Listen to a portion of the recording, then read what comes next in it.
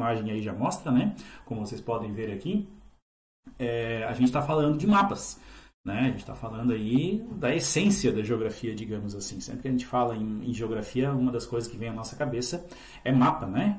E aqui eu tenho para vocês um mapa que foi feito aproximadamente aí por 1530, 1540, mais ou menos essa época, que claro, a gente está falando de aproximadamente uns 500, 480 anos atrás, né? A gente pode ver aqui o continente americano, olha só, totalmente, eu vou usar a palavra desconfigurado, né? Vocês podem olhar aqui, ó, nossa, mas está muito estranha essa América, nossa, está muito estranha essa África, nossa, está muito estranha a Europa. Não é que está estranho, é porque a tecnologia que se tinha naquela época para se fazer mapa não é a mesma tecnologia dos dias atuais. Obviamente, naquele tempo tinha bem mais erros do que hoje. Ah, professor, hoje ainda tem erro? Sim, hoje ainda tem erro. Obviamente, bem menos do que naquela época, né? Aliás, até qualquer mapa que a gente pegar nas nossas mãos tem erro. E eu vou dizer para vocês o porquê, tá? Daqui a pouco. Mas, enfim, em relação a esse tipo de mapa, né, os atuais são muito mais corretos do que os antigos.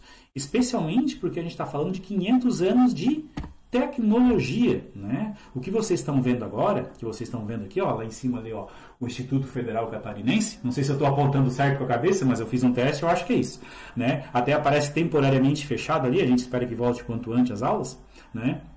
Mas, enfim, o Instituto Federal Catarinense, esse é o nosso campus, visto por uma imagem de satélite. Essa imagem aí, pelo que eu estou notando, ela provavelmente deve ser tirada em dezembro de 2019 ou janeiro, fevereiro de 2020. Ok? E aí, o que eu quero mostrar com isso? Olha só a facilidade que eu tenho de fazer um mapa agora. Há 500 anos atrás, eu não tinha avião para tirar foto aérea, não tinha satélite para ter um conjunto de lentes super poderosa para tirar uma imagem como eu estou vendo essa agora.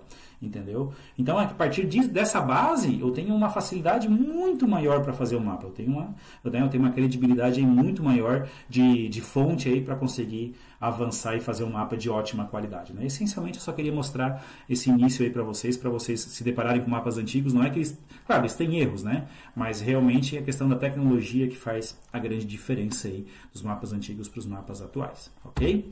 A própria cartografia ela começa de uma maneira meio manual, né? Que a gente tem uma forma de representação cartográfica que ainda não é um mapa, que a gente chama de croquis. Até eu botei aqui a imagem de uma menininha aqui desenhada aqui, ó, porque o croquis também é muito usado pela moda. A minha cabeça está bem na frente do texto aqui atrás de mim, né? Mas depois vocês vão pegar o slide e vai aparecer certinho, ó. Um croquis costuma se caracterizar como um desenho de moda ou um esboço qualquer, ou seja, é a mão livre. Certo? Quando tu faz um desenho desse, geralmente na questão assim de mapa e tal, vocês podem notar que a gente usa muito esse croquis no nosso dia a dia para explicar onde fica a casa de alguém, ou até mesmo acho que hoje atualmente nem se usa mais também, né? Porque como a gente tem a função no celular ali de mandar a localização, ninguém mais fica desenhando, ó, tu vai passar por um posto, tu vai passar por uma padaria, tu vai passar por um mercado, bota os pontos de referência, terceira rua direita, casa amarela e assim por diante. Ninguém mais usa isso, né, atualmente, né? Mas enfim, até uns 15, 20 anos atrás se fazia isso, mas atualmente a tecnologia tá na palma da nossa mão e a gente não precisa mais disso. Mas quando vocês escutarem a palavra croquis, é isso, é um desenho à mão livre, sem respeitar muitas regras, ok? A maquete, ela já passa a ter uma certa credibilidade quanto à representação de um espaço real, né? A maquete é muito utilizada, como vocês podem ver aqui, ó, para fazer esses prédios e tal, né, miniaturas, porque ela é uma representação tridimensional, ela é 3D, ela tem largura, ela tem altura e ela tem profundidade, né? Por isso que a gente fala cinema 3D, que a gente tem uma noção de profundidade das coisas, né? A maquete é muito boa para representar espaços pequenos. Eu não vou fazer uma maquete da cidade, por exemplo. Tem gente que até tenta fazer, dependendo, se for do Ermo, é fácil, mas fazer uma maquete de Araranguá, de Criciúma, de São Paulo, né, é uma coisa, um trabalho, não é impossível, mas dificílimo de fazer, ok? Mas quando é só um prédio, isso é muito bom para uma construtora, para ela ter um pouco de noção de como vai ficar uma obra, né? A pessoa que vai comprar um prédio, vai comprar um apartamento, ó, como é que vai ficar o prédio, qual é a cor que vai ser utilizada, os espaços e assim por diante, ter uma noção melhor quando é feito tridimensionalmente, né? A planta já começa a ter uma característica mais fiel de mapa ainda, porque a planta é um mapa, na verdade, ó, está bem atrás aqui da minha cabeça, eu estou circulando aqui, mas ela está bem atrás da minha cabeça. As plantas são mapas de áreas muito pequenas, ou seja, um espaço de uma casa, de um apartamento, que é justamente para você poder representar tá? Para você poder representar um espaço pequeno para dar uma noção melhor para as pessoas onde elas vão morar, um móvel que tem que fazer, ela geralmente tem as medidas, né? Aqui, ó, a medida real desse espaço, aqui ele está diminuído, mas aqui tem 2 metros, 2,6 metros, aqui tem 3,3 metros e assim por diante.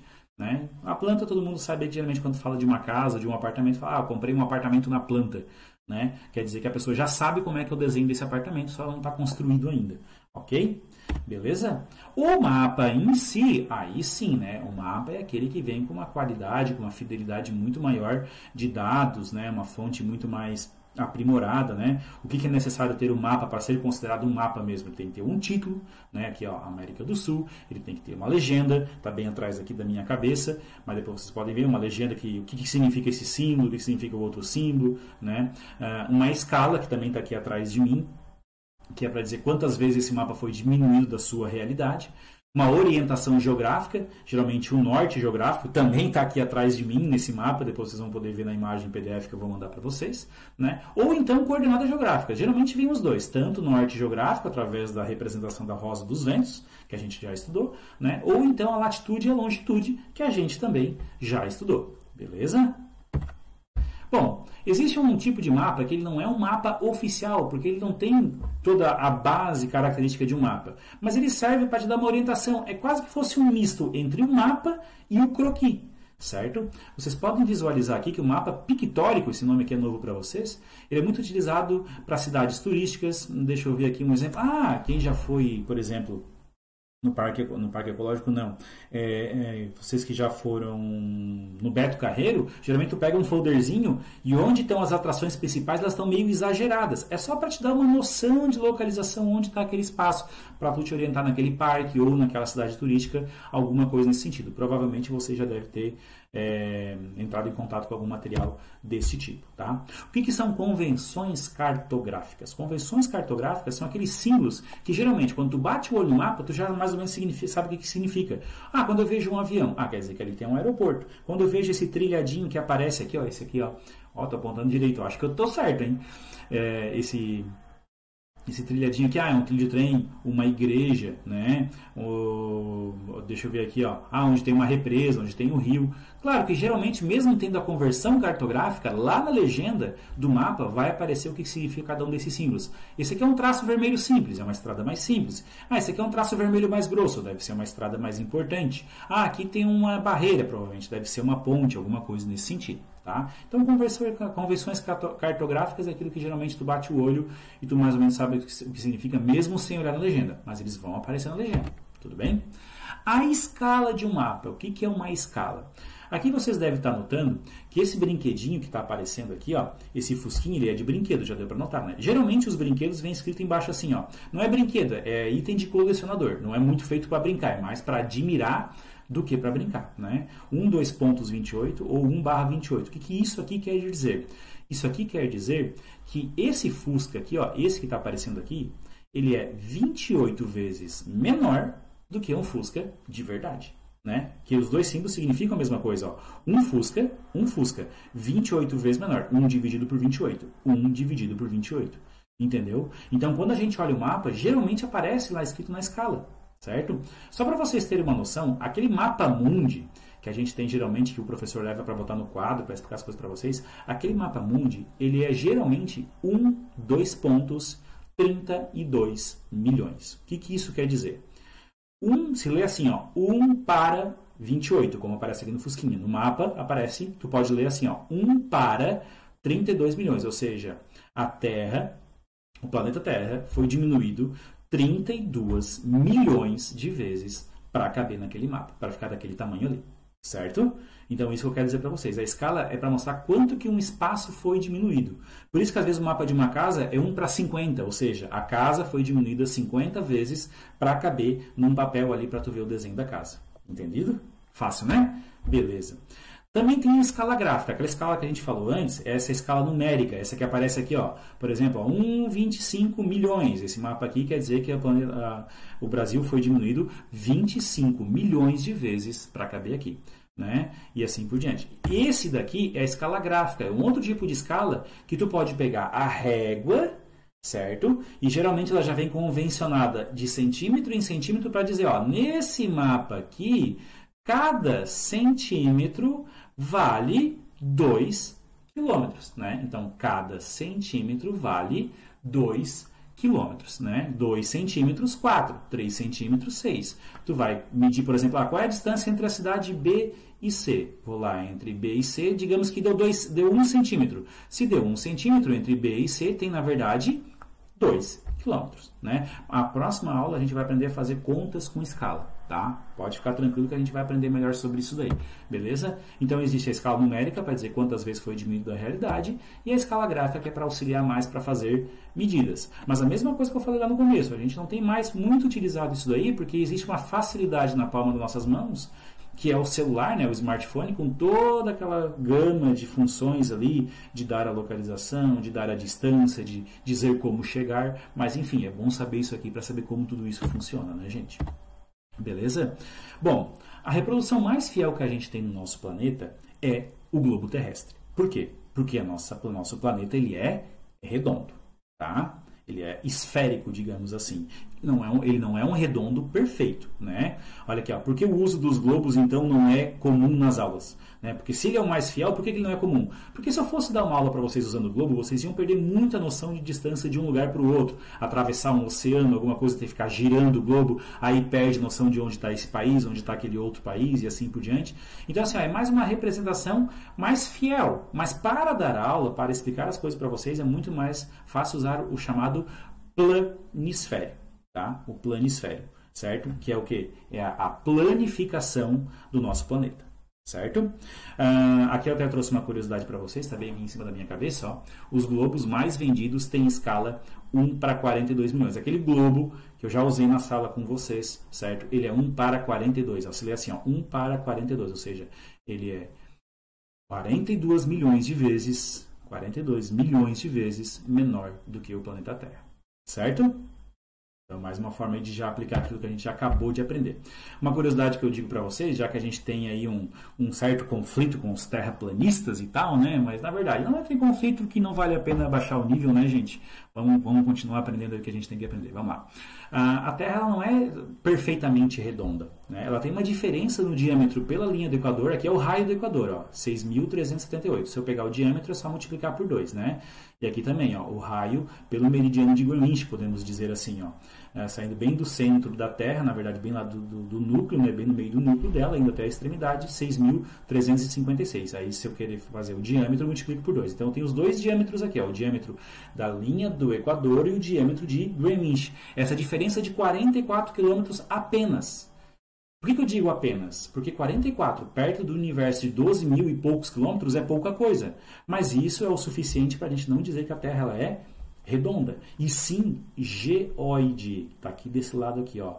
Geoide, né? Planeta aqui, ó, bem aqui desse lado aqui, ó. Geoide. Geoide é o nome da forma da Terra. A forma da Terra é geoide. Uma forma bacana aí de sempre usar esse termo aí. E quando alguém vier dizer assim, a Terra é plana, não, é redonda. Não, não é redonda. A Terra também não é redonda. Como assim não é redonda? Quer dizer que tu aceita? Não, ela não é redonda, ela é geoide, né? Beleza, gente? Como planificar uma esfera? Agora é um mapa que a gente está mais acostumado. Ó. Como planificar? O que é um planisfério? Representação de um globo de uma esfera em uma superfície plana. Ou seja, eu pegar e colocar o que é redondo em um papel, né? Em uma forma plana de apresentar isso aqui para vocês. Beleza? Olha o cuidado que eu tive. Eu coloquei uma camisa verde, do mesma cor da minha tela verde aqui atrás, para aparecer só o meu pescoço. Aparece só a bolinha aqui, né? Olha só o profissionalismo que o professor chegou. Vou virar youtuber, hein, gente? Quando eu planifico uma esfera, eu tenho um problema. Qual que é esse problema? Eu não consigo pegar um papel, e eu acho que eu já fiz isso aqui na sala com vocês do primeiro ano, de pegar ele e abraçar uma esfera. Eu vou ter que dobrar esse papel todo. Ou seja, isso eu já estou tentando demonstrar para vocês que na hora que eu pego o globo e eu abro e planifico ele, eu tenho um monte de imperfeições. Tá? Eu não consigo pegar e abrir totalmente ele e deixar ele, né, quadradinho, bonitinho num plano. Então ele tem imperfeições, certo? Essa planificação ela pode se dar de diversas formas. Aqui vocês estão vendo uma projeção cônica, né, para altas latitudes. Olha só como é que é. Tu faz um cone aqui e abre, ele também vai ter imperfeições, especialmente nessa parte aqui. Ele vai representar bem quem está na linha do Equador, mas quem está aqui nos polos vai ficar bem ruim, vai ficar bem distorcido, né? Isso aqui não é comum a gente usar isso. A gente tem uma outra tipo de planificação que é através da projeção azimutal, que é a partir do polo. Tu pega o papel e começa a abraçar. É um termo para usar assim, né? Imagina tu pega um papel, imagina que eu tenho uma laranja aqui, eu venho com o papel aqui, eu abraço a partir do polo, certo? Obviamente, no momento que eu for abraçando, ó, eu for pegando o papel aqui, ó, não sei se vocês vão conseguir ver bem agora aí, eu vou ter que dobrar ele todo, então ele vai ficar muito imperfeito. Por isso que os mapas planos têm imperfeições. Mas mesmo com essas imperfeições, é muito bom usar para dar aula para vocês, ok? O mais comum que a gente tem é a projeção cilíndrica, ou seja, aquela que tu começa o papel a partir do meio do globo, bem na linha do Equador, tu começa a abrir ele, né? Por isso que geralmente o que tem numa ponta do mapa aparece na outra ponta de novo, que é onde ele se encontra novamente. Mas a projeção cilíndrica tem que tomar cuidado porque a gente tem duas. Tem a projeção cilíndrica eu coloquei aqui dos países ricos, porque beneficia os países ricos, que é a projeção de Mercator, né? Deforma a área para manter o desenho dos continentes. Esse é o mapa mais acostumado, que a gente está mais acostumado a ver. Tá? O que é isso? Ó? Ele deforma a área, ou seja, as áreas não estão muito corretas nesse mapa, mas a forma sim. Ao contrário da projeção de Peters. O que ele faz agora? Ó? Ele deforma o desenho dos continentes para manter a área. Esse desenho que aparece lá no canto, lá, ó, dá uma impressão melhor de como... Deixa eu ver se ele aparece aqui. Não aparece aqui. Ele aparece. Ó.